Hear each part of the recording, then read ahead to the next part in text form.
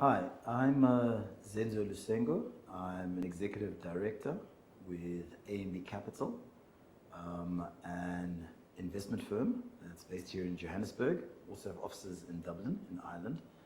AMB was formed in May of '95 by some bankers from some of the leading investment banks in South Africa.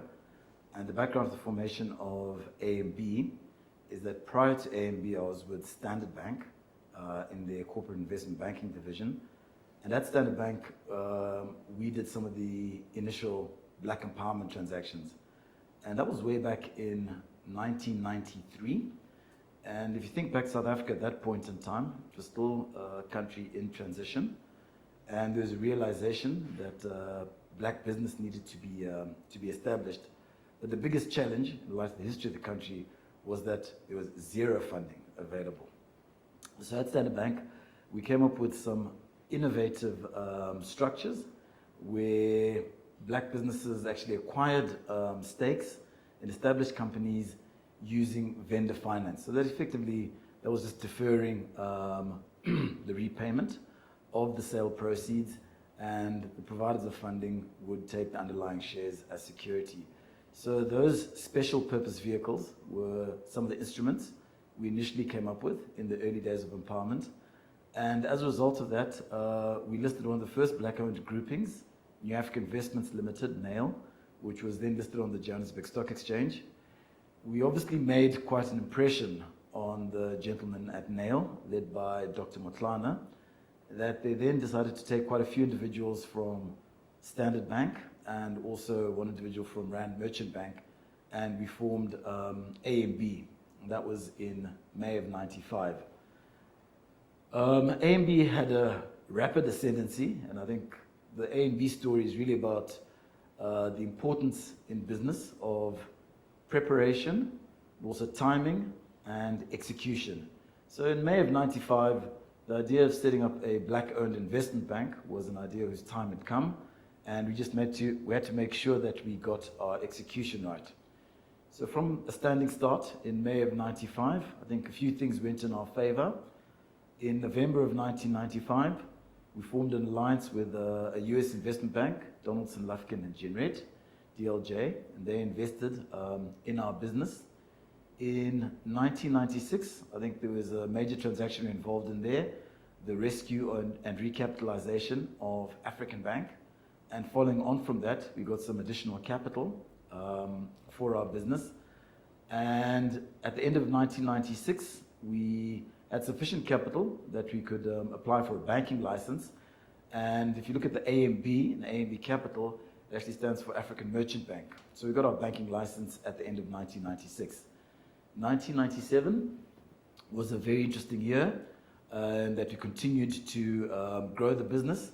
We were involved in what was the largest black empowerment transaction at that point, up until that point, which was the Jonic transaction, where we raised a total of 2.1 billion rand for black groupings to invest in Jonic.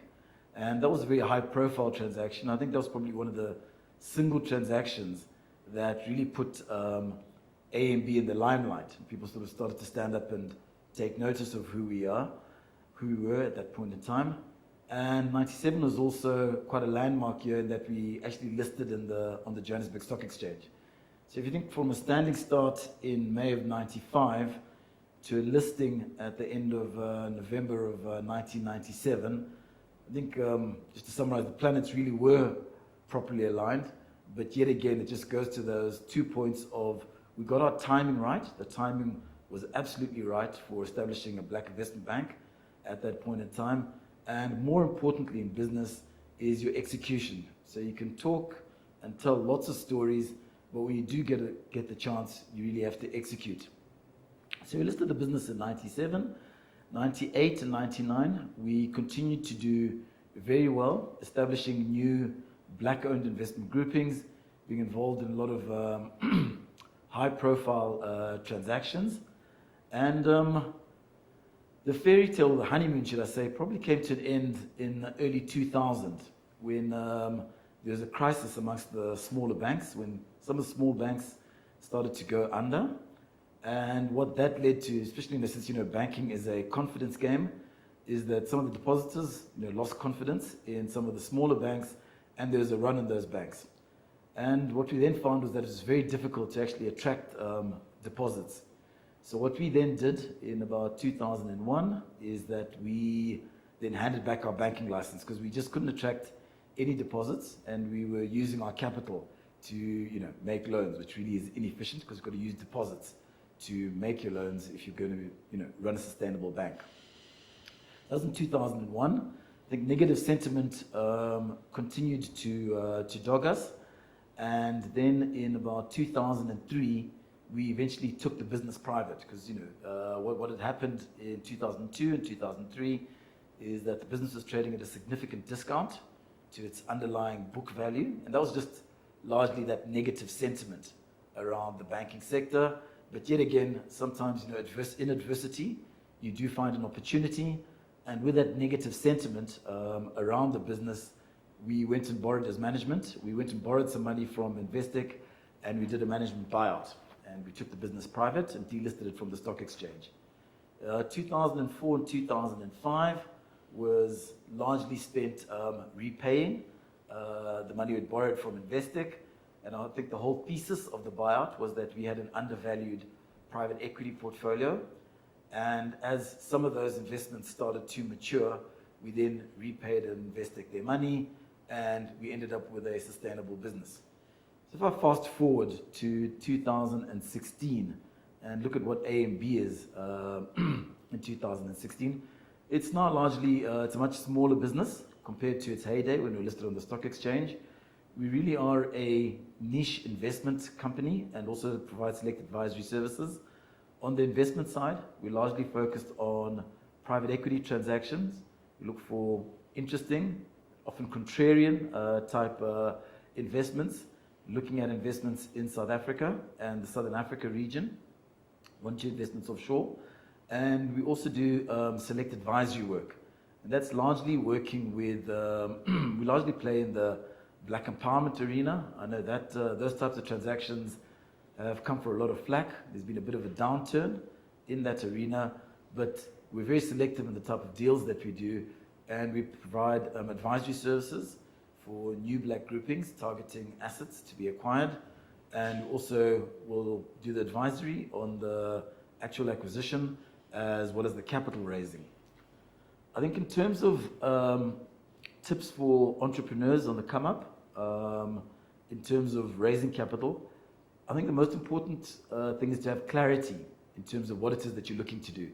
You can't just have a general idea as to how you're going to have money. And when you get in front of a funder, you need to have a business plan. I think it's Sequoia Capital.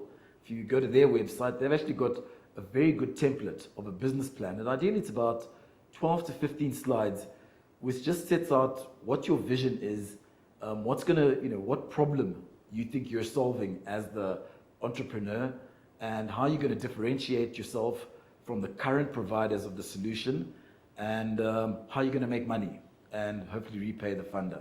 So I think it's very important to have a clear and concise business plan, which even has some indicative figures as to how much money, something which is very important is sources and uses of funds. So you get to the fund, they say, right, I'm looking for 5 million rand. He wants to know, right, what are you going to use that 5 million rand for? Is what's going to be the rental for the offices? What sort of capital expenditure do you need to incur, etc., etc. So I think some clarity in terms of that business plan and clarity of vision and execution is quite critical. And also I think more importantly, in terms of the promoters of a business, is your track record. Who are you? What have you done before? In the years leading up to wanting to start this business, what is it that you've been doing to now justify this funder giving you this money? So I think it's just important, as young entrepreneurs, when you do get in front of funders, just have clarity and have all the answers. And also I think just don't put too much spin, because I think you might be put in the category of that you got that you're a lot of hot air. So just be factual, and obviously sell and tell a bit of a story to a potential financier. So anyway, that's me. Give you some background on where I'm coming from and some tips for young entrepreneurs coming up. Thank you.